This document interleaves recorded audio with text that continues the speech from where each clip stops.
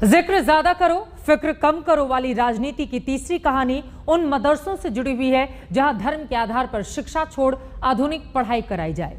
इसीलिए बहुत राजनीति होती है। केंद्र सरकार की योजना से मदरसे आधुनिक हो, इसका प्रचार भी खूब हुआ, लेकिन उन्हीं मदरसों में मॉडर्न शिक्षा देने का जिम्मा जिन 25,000 शिक्षकों पर है, वो 4 साल से पूरी सैलरी नहीं पा रहे।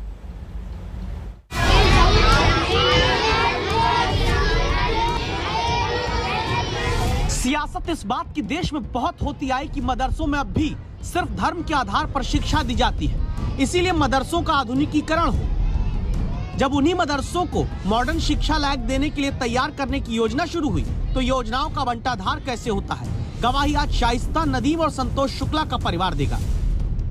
अटल बिहारी वाजपेयी के प्रधानमंत्री रहते मदरसों में आधुनिक शिक्षा देने के लिए मदरसा आधुनिकीकरण योजना शुरुआत हुई।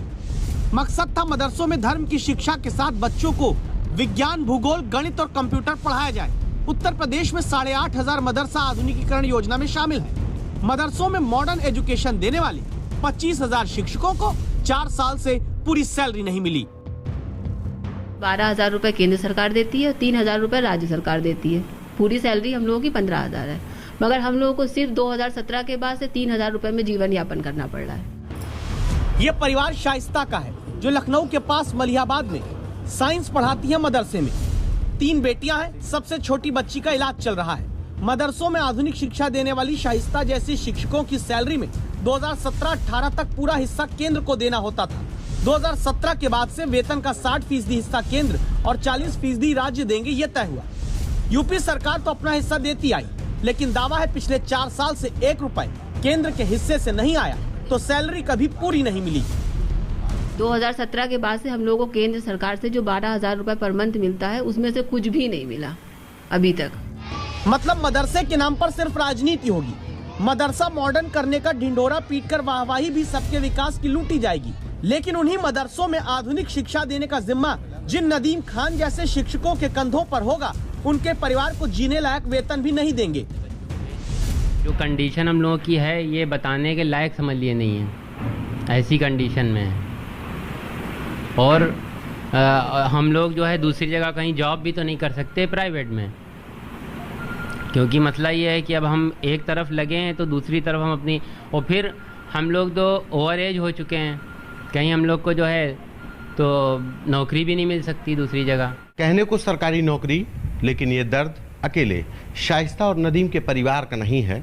उत्तर प्रदेश में ऐसे 25,000 शिक्षक हैं जिनको सालों से अपने मेहनत की कमाई का पैसा नहीं मिल पा रहा। केंद्र सरकार कहती है कि राज्य सरकार अपना हिस्सा दे, राज्य सरकार कहती है कि जब केंद्र से पैसा आएगा तो हम भी अपना हिस्सा दे देंगे। ये मत सोचिएगा कि यहाँ सिर्फ मुस्लिम नागरिक ही मदरसों में मॉडर्न शिक्षा देते हैं। 25,000 शिक्षक जिनकी सैलरी 4 साल से केंद्र की तरफ से फंड न मिलने पर अटकी है, दावा है उनमें 40% हिंदू शिक्षक हैं। उनमें से एक हैं वेतन के लिए तरसते बहराइच के संतोष शुक्ला। मरने की कगार पर हम लोग जूझ रहे हैं। किसी तरीके से शादी विवाह कथाएं थी, आज से किसी तरीके से घर चल रहा है। राज्य सरकार जो अपना पैसा 3,000 करके दे भी रही है, वो भी 2-2, 3-3 महीने करके देती है, तो जब तक वो पैसा आता है तब तक उससे 2 गुना कर्जा हो जाता है। सर जी, सबका साथ सबका विकास का नारा है, तो मदरसों को बदलने का जिम्मा जिनके कंधे पर, वो लाचार क्यों? इनके हक का वेतन दिलाने को शिक्षक संघ के नेता दिल्ली तक दौड़े, तो पता चला केंद्र के विभागों ने भी अपना अपना पल्ला झाड़ लिया। मिनिस्ट्री ऑफ माइनॉरिटी अफेयर में गया तो उन्होंने कहा कि देखिए हमारे यहाँ स्कीम इस साल से आई है, तो मैं इस साल से 21-22 से आप लोगों को पैसा दूंगा, पिछला पैसा आप मिनिस्ट्री ऑफ एजुकेशन से लीजिए। जब मिनिस्ट्री ऑफ एजुकेशन में गया सर, तो उन्होंने कहा कि आप लोगों का स्कीम हमारे यहाँ से ट्रांसफ़र हो गई है, आप मिनिस्ट्री ऑफ माइनॉरिटी अफेयर से पैसा लीजिए। बताइए 4 साल का जो पैसा हमारे टीचरों ने काम किया है, वो तो कोई देने के कहीं नहीं रहा है सर। माननीय मंत्री जी से भारत सरकार के प्रयास करूँगा, उनसे मिल करके इस समस्या से अवगत कराऊं और पैसे लेकर के ला करके जो भी हमारे भाई बहन टीचर्स हैं जो पढ़ाई का काम कर रहे हैं, आधुनिकीकरण में बच्चों को शिक्षा दे रहे हैं, उनको सैलरी मिल जाए, ये हमारा प्रयास हो। उत्तर प्रदेश के इन शिक्षकों के हक का 775 करोड़ रुपया अभी केंद्र सरकार के विभाग ने जारी नहीं किया। तो क्या अब इन टीचर्स के हक की दस्तक वो विभाग केंद्र के सुनेंगे, या फिर मान ले कि मदरसों को आधुनिक बनाने का सिर्फ ढिंढोरा ही पीटा जाएगा? संतोष कुमार, लखनऊ आज तक।